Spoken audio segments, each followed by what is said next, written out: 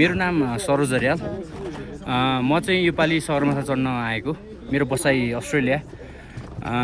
अब यहाँ सगरमाथा चढ्न आउँदा चाहिँ देश नेपाल भए पनि धेरै जस्तो मान्छेहरू चाहिँ विदेशी नै भेटेँ मैले। अनि अब आफ्नो देशमा भएको सगरमाथा नेपालीभन्दा धेरै विदेशीहरू हुनुहुन्छ। अनि सोध्छु पनि म किन चढ्न आउनु भएको भनेर। सबैको उत्तर चाहिँ संसारको सबभन्दा अग्लो स्थान, त्यहाँबाट हेर्दा कस्तो हुन्छ भन्ने खालको प्रतिक्रियाहरू पाएँ मैले चाहिँ। अब मलाई पनि नेपाली भएको नाताले चाहिँ सगरमाथा चाहिँ चढ्नुपर्छ भन्ने लागिरहेको थियो। त्यही भएर योपालि चाहिँ म सगरमाथा चढ्न आएको। च्यालेन्जिङ अब अहिलेसम्म त खासै गाह्रो भइसकेको छैन। भर्खर बेस क्याम्पमा छौँ। आइसफल खुम्बु आइसफल बल्ल खुलेको छ। अब क्याम्प 1 जाँदादेखिको चाहिँ अब सायद गाह्रो हुनसक्छ। अब त्यसको लागि आज हामी ट्रेनिङ पनि गरिरहेको छौँ। म अहिले 30 वर्षको भएँ।